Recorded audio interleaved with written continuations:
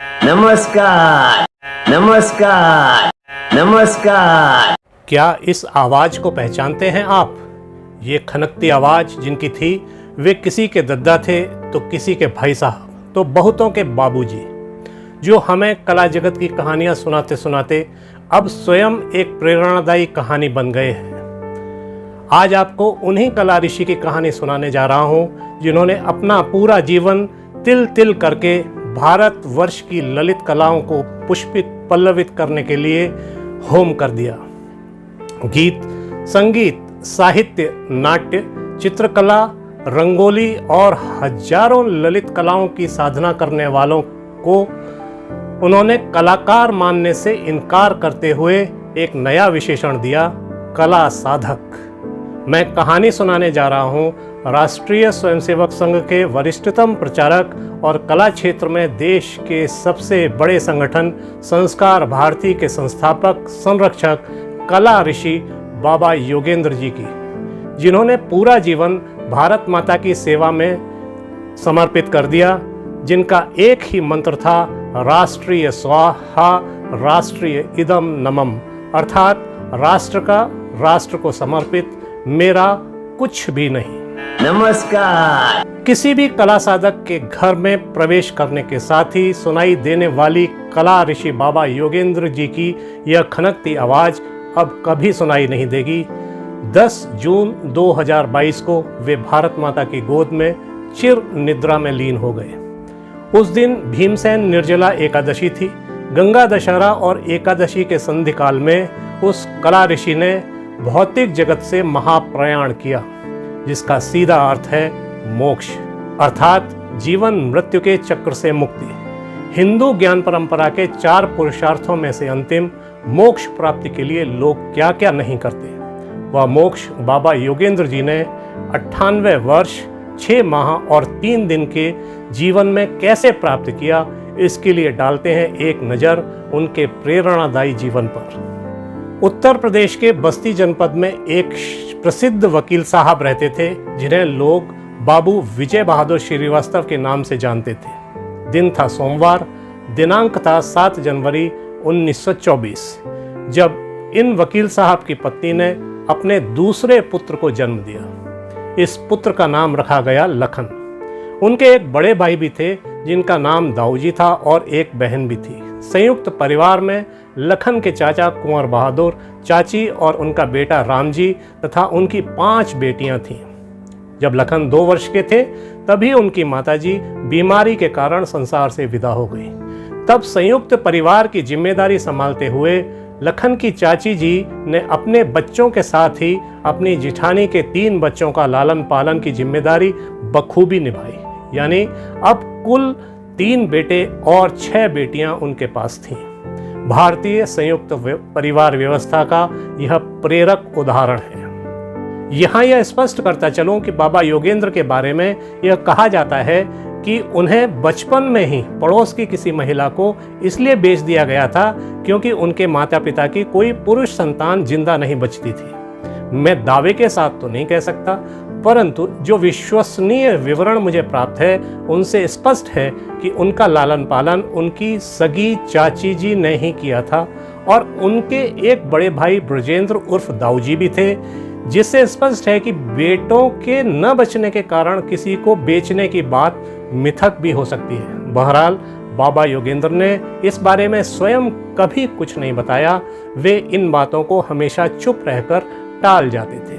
चलिए कहानी को आगे बढ़ाते हैं। स्कूल में उनका नाम लखन नहीं बल्कि योगेंद्र श्रीवास्तव लिखाया गया। उन्होंने 10वीं तक की शिक्षा बाल मुकुंद इंटर कॉलेज बस्ती से ही पूरी की। बस्ती में ही स्थित गौरी रत्न धर्मशाला और आर्य समाज मंदिर में राष्ट्रीय स्वयंसेवक संघ की शाखा लगती थी, जहां उनके पिताजी उन्हें लेकर जाया करते थे। वहीं पर संघ के प्रचारक माधवराव देशमुख काशी से लाठी चलाना सिखाने के लिए आते थे, जिनसे लखन यानी योगेंद्र श्रीवास्तव ने लाठी चलाना सीखा। लड़का 10वीं पास हो गया था तो शादी के लिए लोग घर पर आने लगे, लेकिन नियति को तो अपना घर नहीं बल्कि देश के लाखों घरों तक उन्हें पहुंचाना था। सो लखन इंटरमीडिएट की पढ़ाई के लिए गोरखपुर चले गए और वहां डीएवी इंटर कॉलेज में प्रवेश ले लिया। उस समय नानाजी देशमुख गोरखपुर में प्रचारक थे, संघ का काम किया करते थे। फलस्वरूप दोनों का आपस में संपर्क हुआ।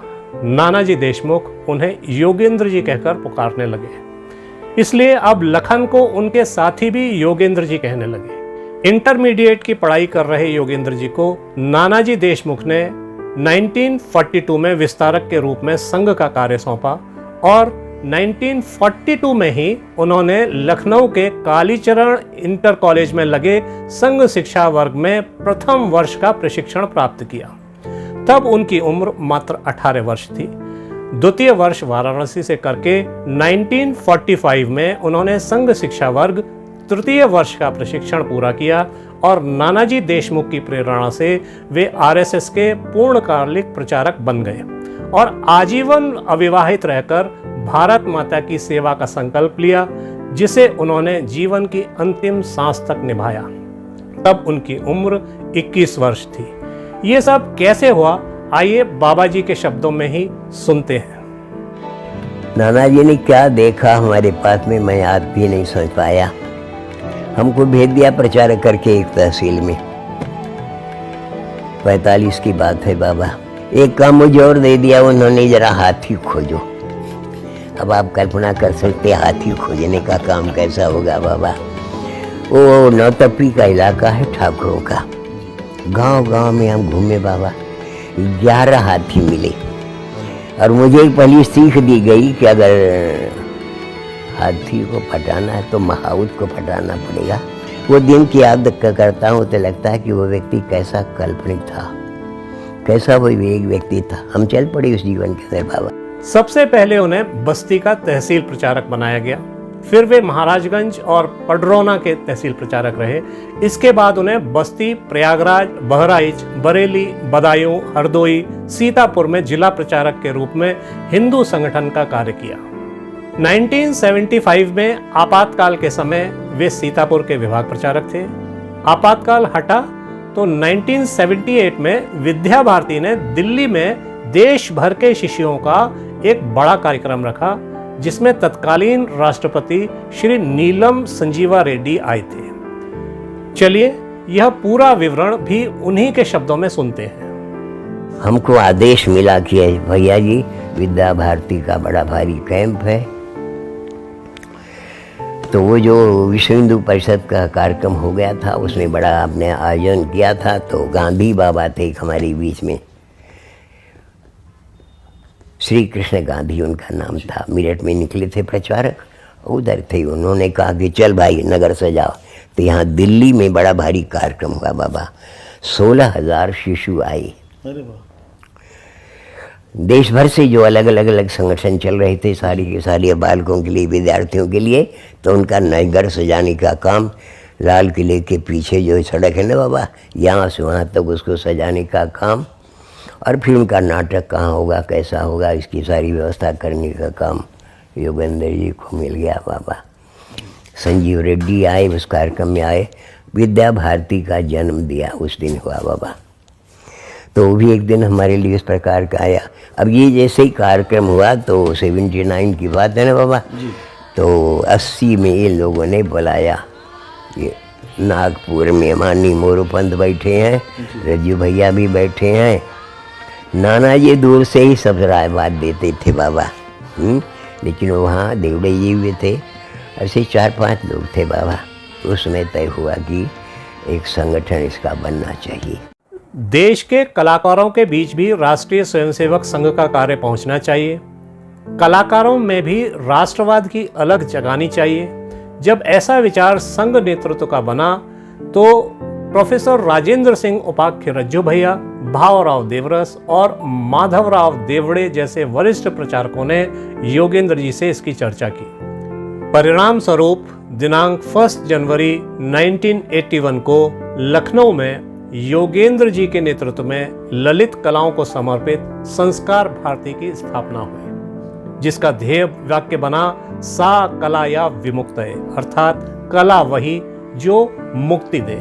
मुक्ति अर्थात मोक्ष, वही मोक्ष जिसे बाबा योगेंद्र ने कला साधकों के बीच यायावरी जीवन जीकर प्राप्त किया। संस्कार भारती की स्थापना के साथ ही देश भर में भूली बिसरी ललित कलाओं को पुष्पित पल्लवित करना, कला साधकों से संपर्क, कार्यकर्ताओं का निर्माण, नवोदित कला साधकों को हाथ पकड़कर आगे लाकर उनको बड़े मंचों पर प्रस्तुतियां दिलवाने के लिए प्रेरित करना, प्रदर्शनियों और कार्यक्रमों के आयोजनों के साथ ही कला साधकों का संगठन पूरे देश में व्याप्त हो, इसके लिए उन्होंने दिन रात एक कर दिया। पूरे देश में लोक कलाओं के आयोजन संस्कार भारती के बैनर पर छोटे बड़े सभी स्थानों पर होने लगे। देश के ख्याति लब्ध कलाकार इन कार्यक्रमों से जुड़ने और बाबा के संपर्क में आने के लिए लालायित रहने लगे। सिने जगत के तमाम बड़े कलाकार उनके सीधे संपर्क में आ गए। राम काज कीने बिन मोह कहाँ विश्राम। इस बस से उतरते उस रेल के डिब्बे में बैठ जाते, उस रेल के डिब्बे से उतरते रिक्शे में बैठकर किसी कला साधक के घर पर दस्तक देते। नमस्कार। साइकिल, मोटरसाइकिल, स्कूटर या फिर पैदल ही पूरे देश का प्रवास वर्ष में कम से कम 2 बार, यही उनके जीवन का लक्ष्य बन गया। ईश्वर ने जैसे उन्हें थकने, रुकने और बीमार पड़ने से इनकार कर दिया था। चलने का साधन नहीं मिला तो वहीं अपनी पूंजी एकमात्र झोले से पोस्ट कार्ड निकाले और लिखने लगे कार्यकर्ताओं को संदेश। आगे जहां मौका मिला पोस्ट कार्ड पोस्ट कर दिए। ये पोस्ट कार्ड जिस कला साधक या कार्यकर्ता को मिलता वह फूला नहीं समाता। एक बार जिस घर में पहुंचकर नमस्कार बोल दिए, वह घर उनका अपना हो गया। देश का न कोई प्रांत छूटा, न कोई जिला। अनेक स्थानों पर संस्कार भारती की समितियां जिला केंद्रों से नीचे पहुंचकर तहसील और ब्लॉक केंद्रों पर सक्रिय हो गई। अनेक पुरस्कार मिले बाबा योगेंद्र जी को, लेकिन जब उन्हें भारत सरकार द्वारा पद्मश्री प्रदान किया गया तो जैसे देश भर के लोक कला साधकों के साथ ही भारत माता को परम वैभव पर पहुंचाने को समर्पित संघ के स्वयंसेवक हों या संस्कार भारती के कार्यकर्ता और कला साधक, सभी उसे स्वयं को मिला सम्मान समझकर प्रसन्नता से आत्मविभोर होकर झूमने लगे। कला क्षेत्र के माध्यम से हिंदू समाज को समता, ममता और समानता के आधार पर संगठित करके भारत माता की सेवा करने के लिए बाबा योगेंद्र जी ने लाखों कार्यकर्ता और कला साधक अपनी स्नेहमयी छत्रछाया में तैयार किए। 1942 से 1980 यानी कुल 38 वर्ष सीधे संघ कार्य और फिर 1981 से 2022 यानी कुल 41 वर्ष कला साधना के क्षेत्र में वे अनथक जुटे रहे। भगवान बुद्ध ने कहा था, आप दीपो भव। बाबा योगेंद्र ने ऐसा ही किया। स्वयं दीपक की तरह जलकर कार्यकर्ताओं और कला साधकों के पथ प्रकाशित किए।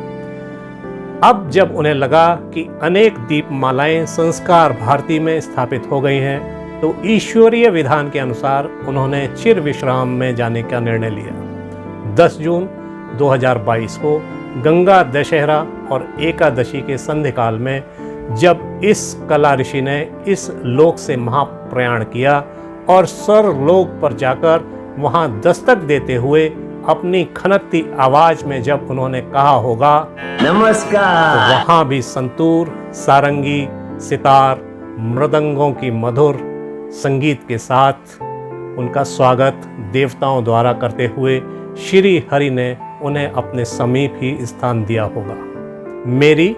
मेरे परिवार और मेरे जैसे लाखों ऐसे परिवार जिनके लिए बाबा योगेंद्र उनके अपने थे, उन सभी की ओर से उस कला ऋषि को विनम्र श्रद्धांजलि।